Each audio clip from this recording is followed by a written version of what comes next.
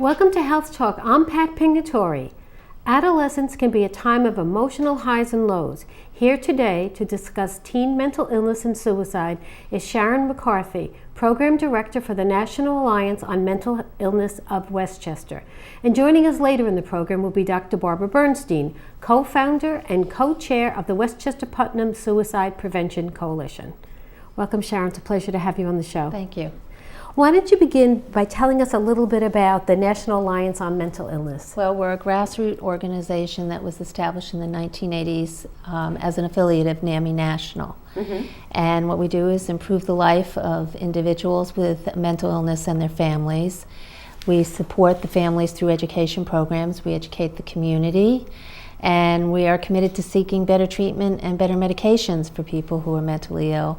And we're working very hard to end the stigma of mental illness. So tell me a little bit about the specific services that are offered by this association. Well, we have two education programs for families. One is Family to Family, the other one is NAMI Basics. We have support groups for families. We also have the peer-run recovery support group, which is called NAMI Connections, for those in recovery. We have our speaker series once a month where we bring in people on relevant topics. We send out a monthly newsletter. And we also have a health line in our office to help people with information, resource, and just getting them through the difficult times. And it sounds like you do a lot of prevention type of things to educate people. And yes, yes, we educate them, though most of the time we get them in the midst of the crisis. So we do try to educate ahead of time, though. Why don't you tell our viewers how and why you became involved with the Alliance? I actually became involved with NAMI through a part-time position that I answered. At the time, my daughter had depression. She had been diagnosed in high school, and she was in college, and I happened to be working there, and her symptoms started to escalate. And through what I was learning and talking to NAMI, we began to realize that maybe this was more than just depression. She had an attempted suicide, and at that point they encouraged me to get her reevaluated, which thank goodness they did, because her actual diagnosis was bipolar with anxiety.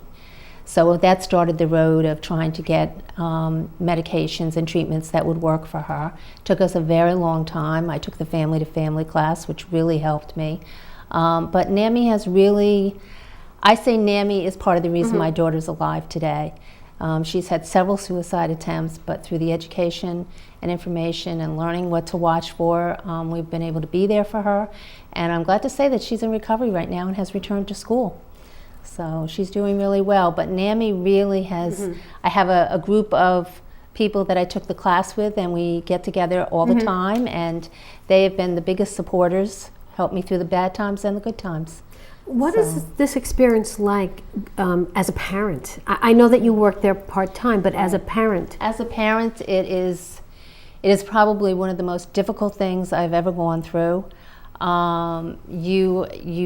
You have constant crisis. You're living on the edge. You're always waiting for something to happen.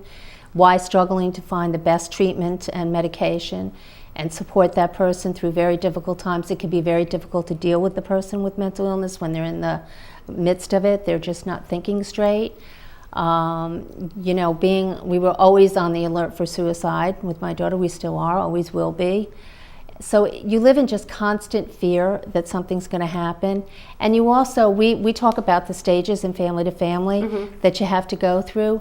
And one of them is also grieving, because the person that you thought this person was going to grow into is not going to be that person. And you may have to come to the realization that some of the expectations that we all place may not happen. So it's a real process that you have to go through, and it's very difficult, and you can't do it alone. You just can't do it alone.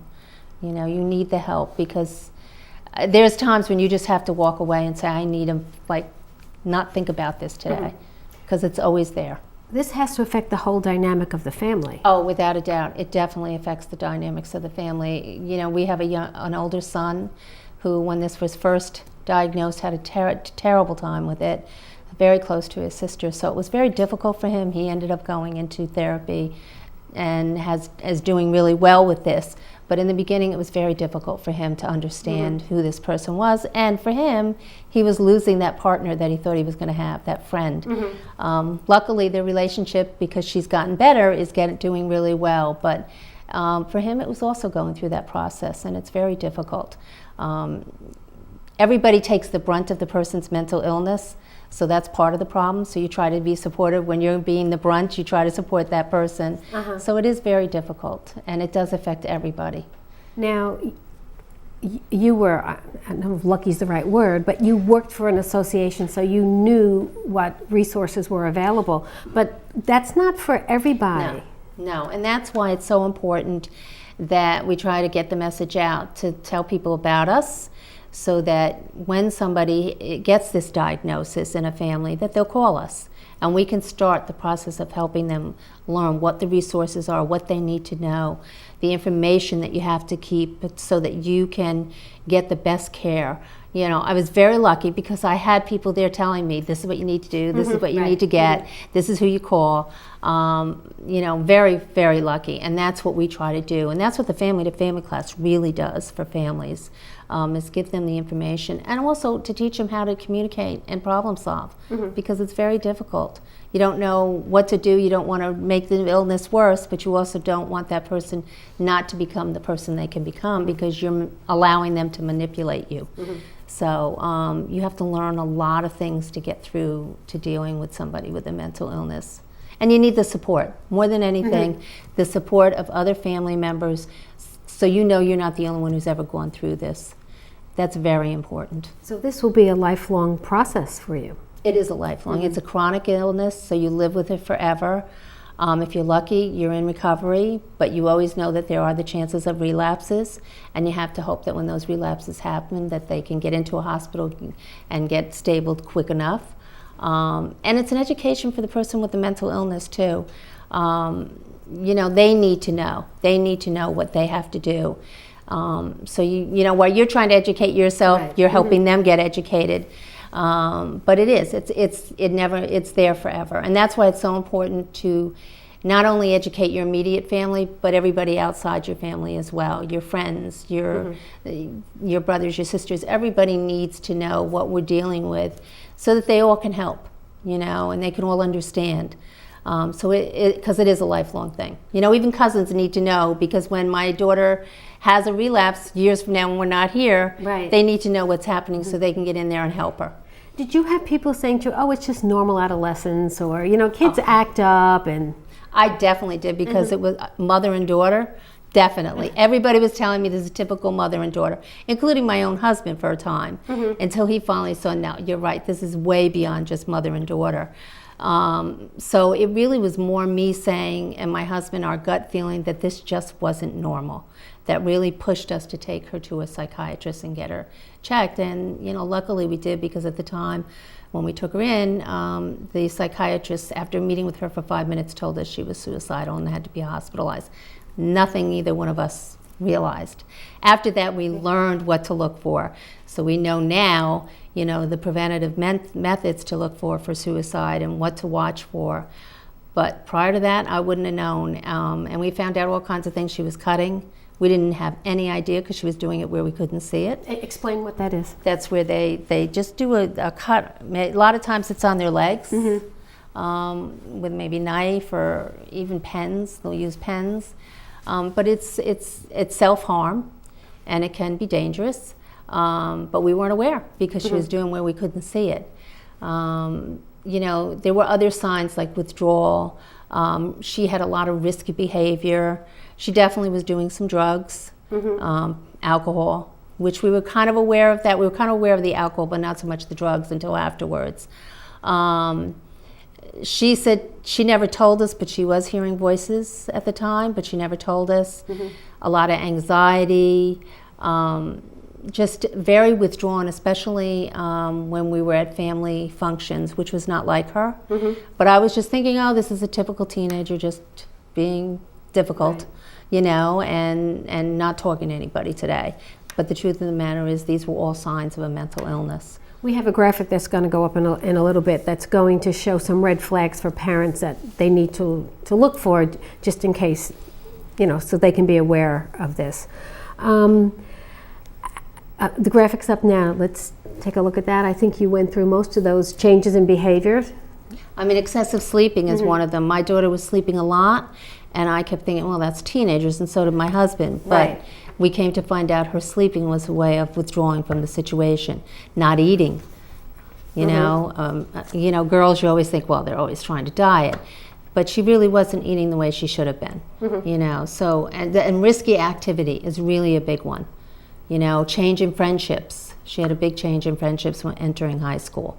You know, difficulties in relationships. All these things which you could say, typical teenager, but if it's over a long period of time, you have to say it's not just typical teenager. There may be something going on. Is that a time in a person's life, in the teenage years, that something like this may happen? Yeah, it's becoming more prevalent, I think, in high school because of the stresses I think our kids are under.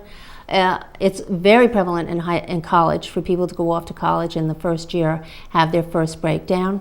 But they're finding more and more of it in high school. And I think the more people become aware, the more people are taking people in and getting them, you know, seen by a doctor and finding out, which is great because you really, so often we hear the story of parents who send their child off to college and within the first semester the school's calling them to come and get them because they've had their first major breakdown, which is so difficult because at that point they're an adult, they've had all these dreams set out for them and they could lose years of schooling because of it. So, but we are finding a lot more people coming to us when their child is 16, 17 years old and being diagnosed with a mental illness. I think one of the things you said before is very interesting, that it's a chronic illness. I don't think people look at mental illness as a chronic illness. No, they don't, and it is. It is definitely a chronic illness, just like diabetes is a chronic illness. And that's why it's so important to get yourself educated on the illness, because it's not just the medications and the treatments, it's also your lifestyle. Mental illness requires you to really live a very, very healthy lifestyle, which is also very difficult for young people because they're used to being able to go out and party till all hours of the night. Right. And when you have a mental illness, that is just not something you can do. Like my daughter cannot do that. If she does that and she does not get into her regular bedtime sleeping habits, within days she will be in a manic episode. And she knows that now. She's learned that. But prior to this, you know, she was constantly up and down because... So routine is very important to maintain that? Sleeping is extremely important. Getting your sleep in the routine, your eating, exercise, all these things can be very important to helping your mental health. You mentioned that you educated your family through one of the programs, Basic? Well, NAMI Basics is a new program that came out a couple of years ago. NAMI National started it. It's an education program for parents and caregivers of adolescents ages 13 to 17. And it's a great program. It covers everything the parent needs to know to handle that illness. From the biological end of it, the medication, to problem solving, but also the information they should be gathering when they're seeing doctors. Because the important thing is that the more information you can give the doctors in terms of the behaviors, a lot easier it will be for them to make a diagnosis. In my daughter's case, at 16 she was diagnosed with depression because that's what, from the information everybody was giving them. Well, at the age of 19, when she was being reevaluated, she was more open and more willing to give information. As the psychiatrist said, what 16-year-old talks to adults? Right. He said she gave us minimal information back then. This time she came in, she was willing to give us everything. So he said, now we're able to make a true diagnosis.